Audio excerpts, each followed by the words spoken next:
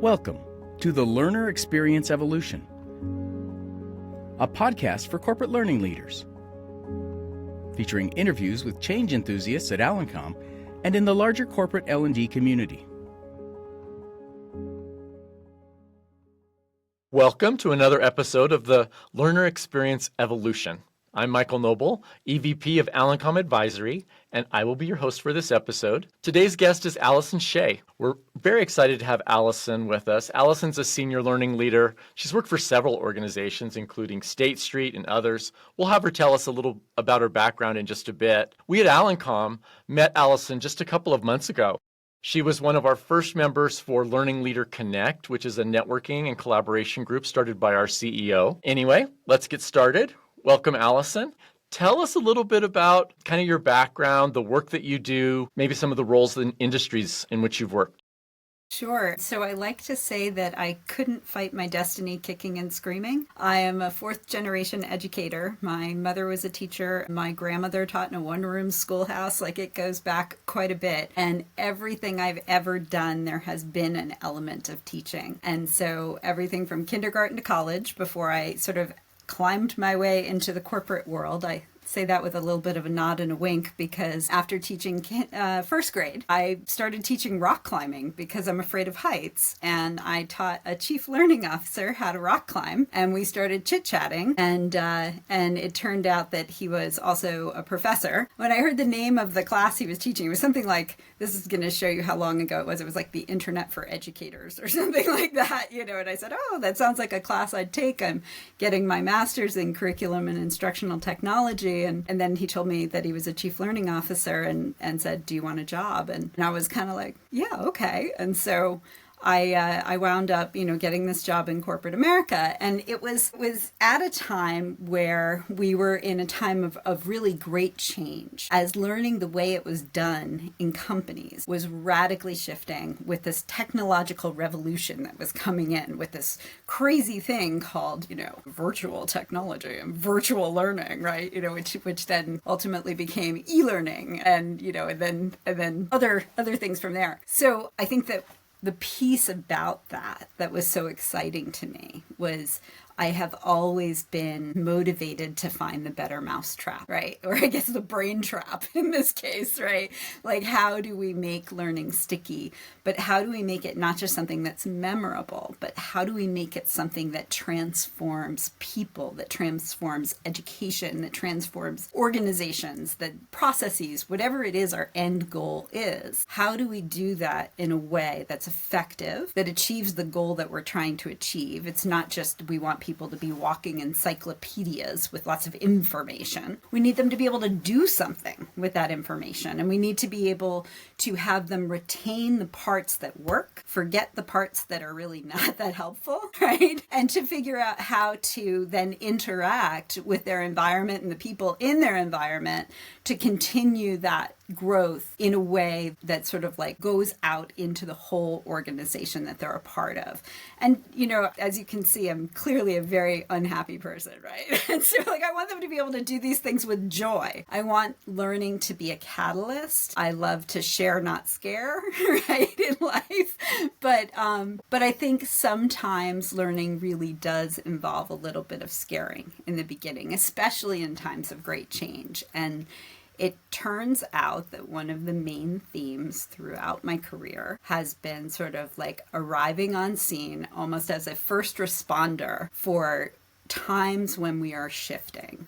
We are shifting from an old way of doing things that isn't really working anymore. We know we're going over here. We know the future is that way, but we have really no idea how we're getting there. And we don't know what tools we're going to need in our toolbox once we get there. And really helping humans to get from here to there in a way that is focused on growth, that is focused on being able to understand and measure what's effective, even before we know what our measurement unit is going to be, because we're creating it at the same time we're trying to measure it, and really being able to manage the fact that humans are not bits and bytes. We behave like machines sometimes, but we're not, and we have these things called feelings. And unless we address that as part of any growth or change or transformation or learning initiatives, whatever words we want to call this process of going from the here and the now to the there we need to be in the future, we have to address that. And we have to, I think, especially now in the world of AI, right? This is so fascinating because if we look at how AI functions and how computers function and how humans function, it's not that we're the same, but it's also not that we're totally different. We have these components to both that perform the same function.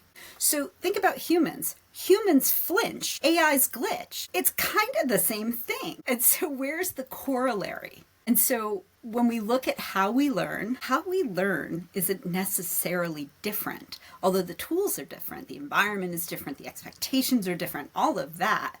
But we have kind of the same way that we do it.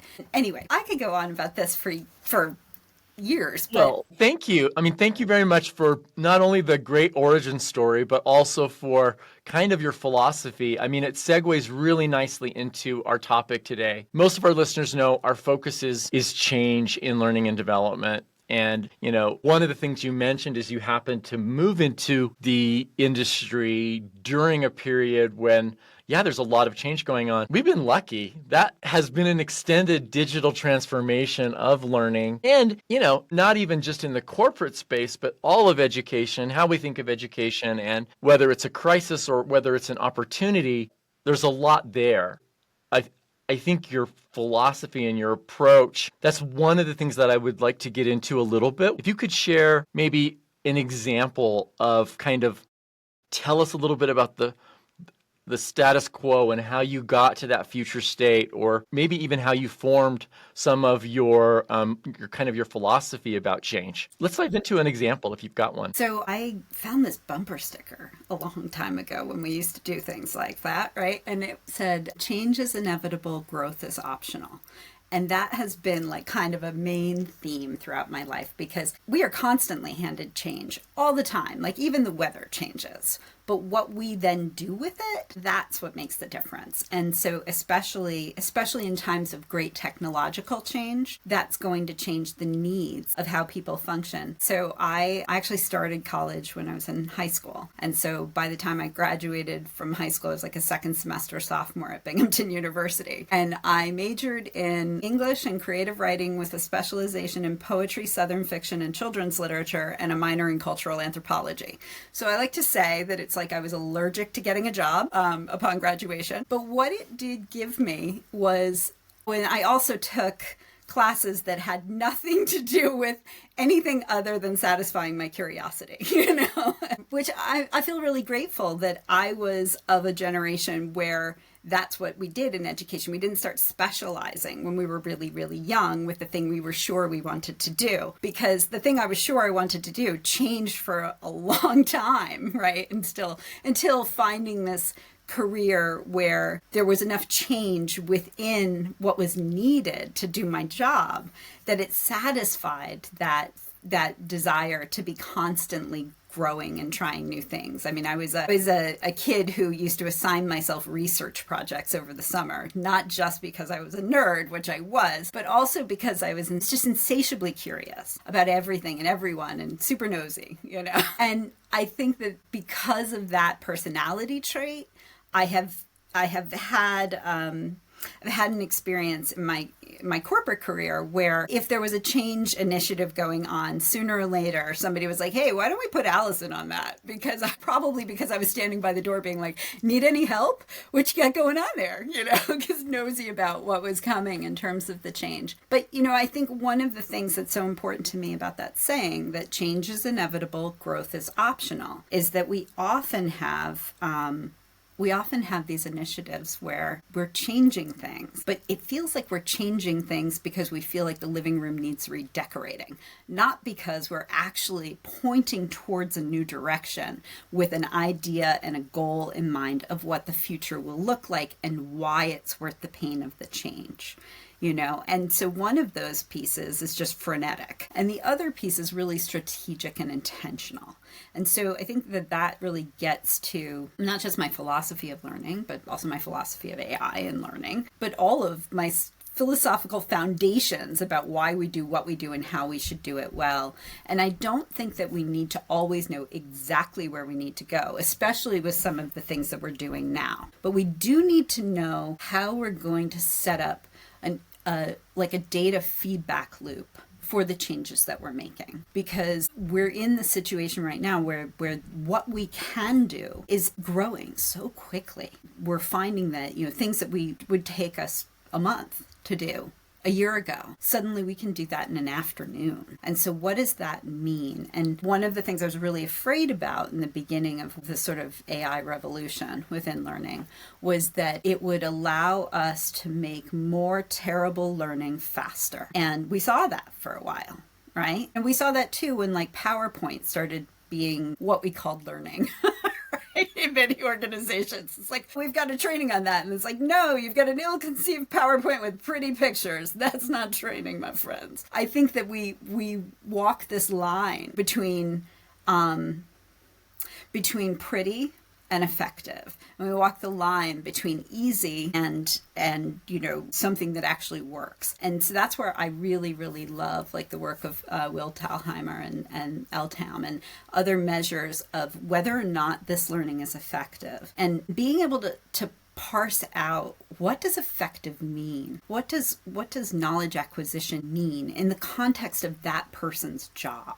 Right? Because think about how many roles we have where somebody can have all of the like technical manual information. They would pass every test at like 120%. They got the knowledge. But what they don't have is the ability to implement that knowledge talking to humans, like working in an environment that doesn't always function like a model, right? When suddenly, there are things coming in and there's, being an accountant and being a firefighter in a forest fire are two entirely different jobs. And you probably need really different skills for either one of those jobs. And so how do we parse out what skills you need and what's the right methodology, modality, like all of those things? And so often it's not about good or bad, though we're often shoved into corners fighting over whether something's good or bad, when really it's just a matter of, a swimsuit and a raincoat are both outfits to deal with water, but they're not for the same function. And we have to think about that with our learning design, but even more important now when data rules our world, is we have to think about that with our evaluations. And I don't mean like, did you like it? I mean like, what are we measuring? What data are we getting? And what are we doing with that? Because data is not meant to be a big stick that we hit people with. Data is something that goes into an improvement feedback loop. Data is something that helps us to grow. It helps us to change. It's not supposed to be punitive. And that's not always how it's used, but we can have nice things. So I'm going to insert a promo moment about data, just because you mentioned Will Thalheimer and he's been a guest on our podcast. So listeners, go back to some of our early episodes. You can check out the podcast with Will. The other thing I wanted to just mention, you had talked a little bit about, we're so surrounded by change, but a lot of that change is low stakes furniture shuffling sort of change. And I think we recognize that it's urgency, but let's talk about change with a capital C. Let's talk about, maybe you could share an example of the type of change that was truly a transformation, and tell us a little bit about how you approached it. Maybe, I know you're a super positive person, that's clear, but maybe where it was a little intimidating, maybe you weren't sure of success. Maybe you could share an example of one of those big, hey, this is a little bit different than the furniture shuffling we get so much of. I have a really good one for you. And it's funny because now the idea of teaching this feels like, why would you need to do that, right? But cast your mind back before the pandemic. How many people were having, WebExes and Zooms? Was Zoom allowed in corporate America? Well, hazy in the day, But, whatever the virtual platform you were using, it was a way to share slideshows. It was a way where you might have the person talking be on camera, but it was not being used the way we use it today. I am, again, a bit of a nerd when it comes to this stuff. And so I I had done a lot of work in terms of virtual learning, and my thesis, actually, when I got my master's degree, was could you use the same learning philosophy to develop an in-person class and an online class? Now, you have to understand this was a very long time ago where dinosaurs were roaming the earth with their, very heavy rock laptops, right? Like, so the technology was not there. An online course back then was like a bulletin board that people wrote to. Like, it was really, I mean, this is not entirely true, but it was not what it is today with all of the options. But the idea was, could you develop materials for both modalities using the same basic philosophy? And if you equalized how you were going to do it to meet the same tenets of that philosophy for the same content, that you could achieve the same outcomes. And so basically that was kind of my research there. Very small scale. Don't look it up. It's not worth it because everything's changed since then. But that mechanism still holds true. We have to plan how we're going to do this. Okay, flash forward, 2020, March happens, things are going crazy, and I'm working for State Street at the time. So we have this global organization. We've got, normally we're meeting in person, leaders are flying around. We have all of these big initiatives. We're in the middle of a transformation initiative that we were working with a consulting firm, lots of big things happening. And the pandemic hits and everybody shuts down, and we've got WebEx and that's our platform. But how are we going to do what we do, business as usual, in this new way? I was a leader for one of our ERGs or BRGs, right? And I was very involved with a lot of the other ERGs and BRGs, and I knew how to do this. I started doing these sessions of how to, how to do some of these things online. So it started almost like a little bit of a side gig, right? Just volunteering because I saw the need. And I wound up basically training people on how to use this tool to get to that space of this is how you used to do it in the office and this is how you can do it on this tool, using the different features and things like that. Now today, we don't even think of that as something that you would need to teach because kindergartners are doing it. We actually had a new baby during that time in our family, and she thought her grandparents lived in the computer for the longest time and was so surprised when she actually met them in person that they were three-dimensional. So it was a very, very different time. But it was something that then I was able to take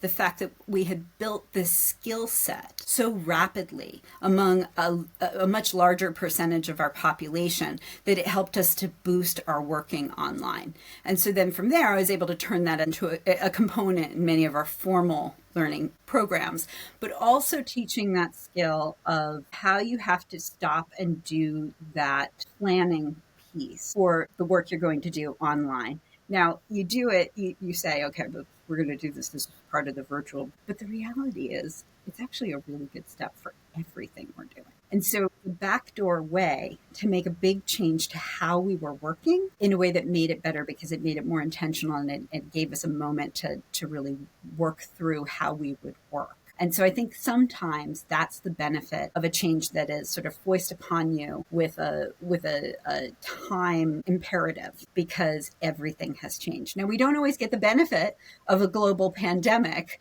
to help us to force that urgency. But I think whatever you do, wherever you're working, anytime you see a way that you can tag onto something big that's happening globally and add a skill building piece to it, it's like going in through the back door, right?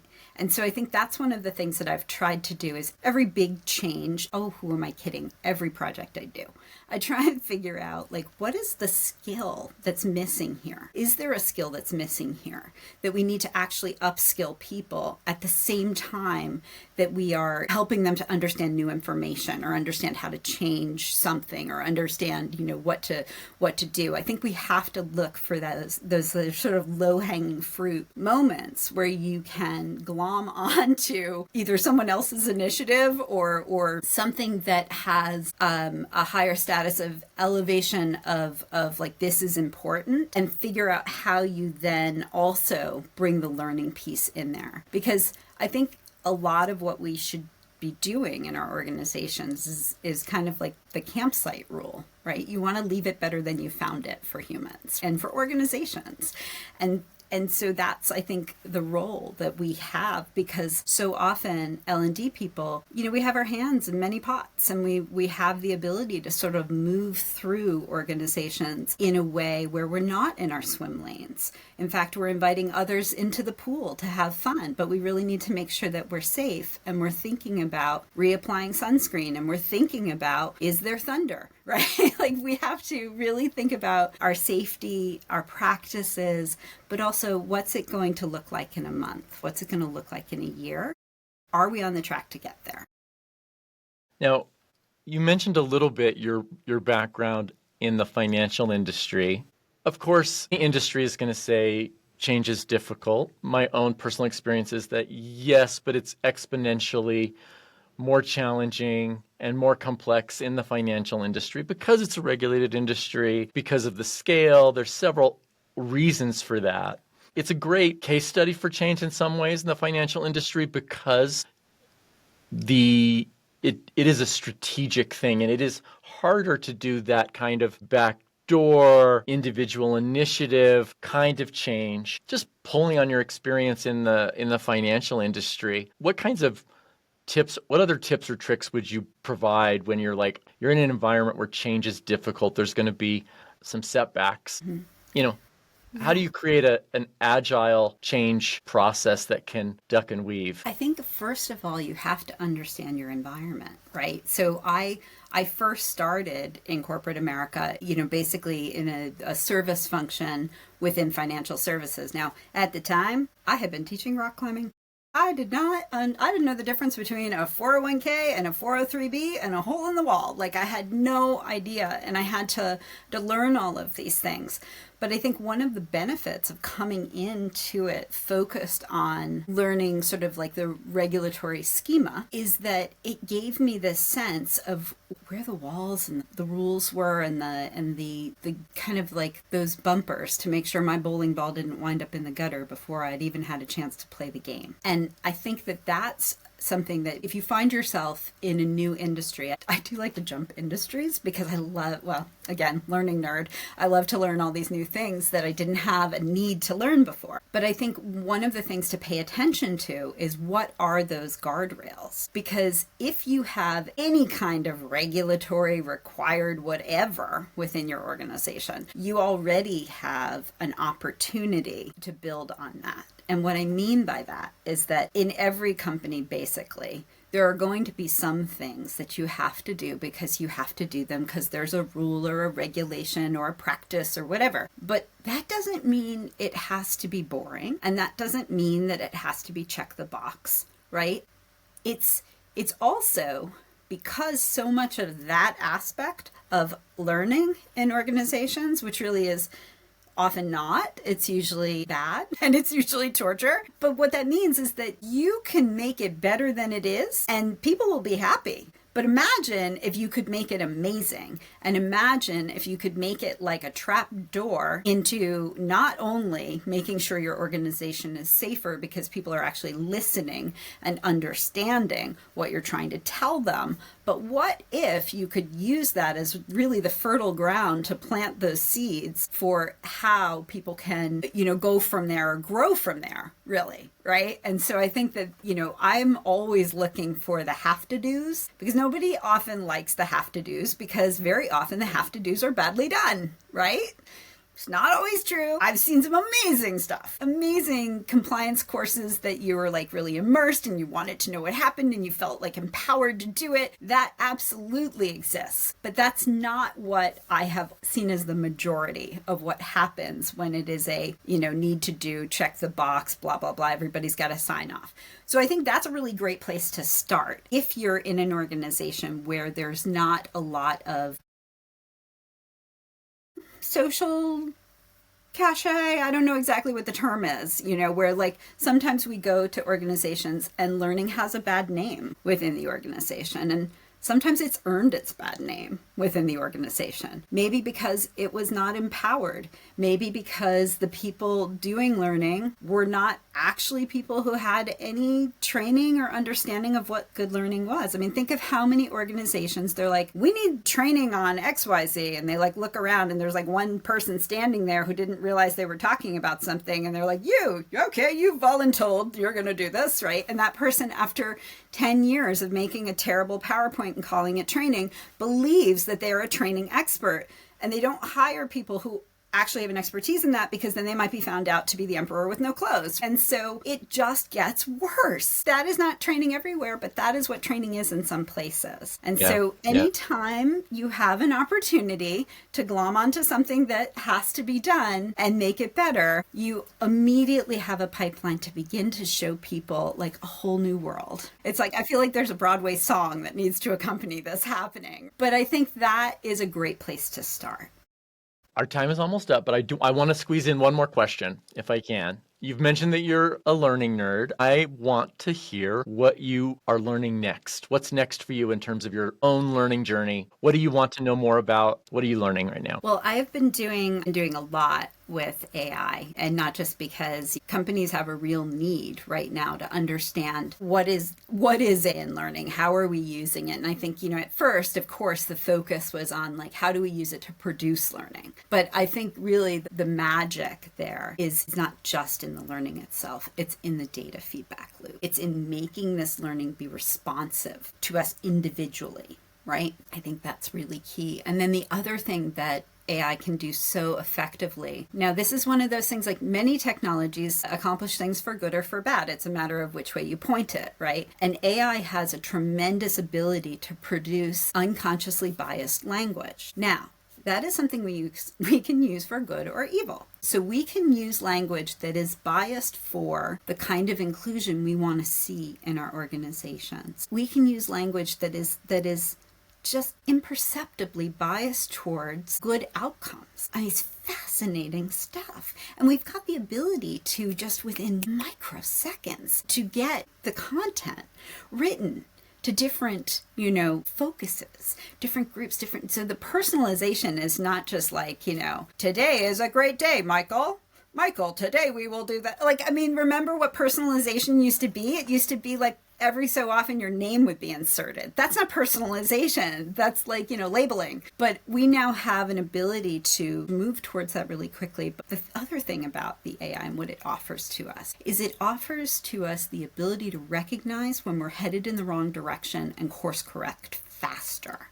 But the only way we're going to be able to do that is if we've set up appropriate measurements. And what are we measuring? We now have the ability to measure so many things at the same time, but we have the ability to use AI to focus that in a way that our human brains can then make decisions about it. And I think really there's going to be an exciting partnership with AI and with human brains who can look at the same two things. And remember, I think so many of the things that we're doing, they're corollary. They're not that different, but we have different speeds of which we can do it. We need to have checks and balances on all of these things. Humans need checks and balances. Otherwise, we wind up with bad PowerPoint as learning. And AI needs checks and balances. Otherwise, sometimes we wind up with hallucinations passing as fact. And they're not, And so I think that's really a great new area. The other thing, too, is the portability of learning. But the portability in a way where it becomes a much more interactive experience. And that interactive experience is feeding measurement. My concern, though, is that we will double down on surveillance of learning instead of measurement of learning. And they're not the same thing. We are blessed to live in interesting times, right? But it's now up to us to figure out what we're going to do with that. And so I am finding I am programming chatbots to deal with specific needs, both in the corporate world and at home. There is a way to make a chatbot that helps you with your menu planning, right? There are all of these things that are specific to each individual human that we can then do. And it really is an offshoot of learning. And, see one, do one, teach one, right? Well, I love both your vision and your call to action there. So thank you very much for sharing your time and expertise with us. I hope you'll join us again in the future. Listeners, thank you for tuning in. Please tell your friends about us, and please drop us a line at info@allencom.com if you have ideas or questions for our show. Thank Thanks, you so Allison. much, Michael. Thank you for joining the Learner Experience Evolution. All episodes will be posted on the Alencom website, or you can subscribe wherever you get your podcasts. Please reach out to info@allencom.com with any requests or questions.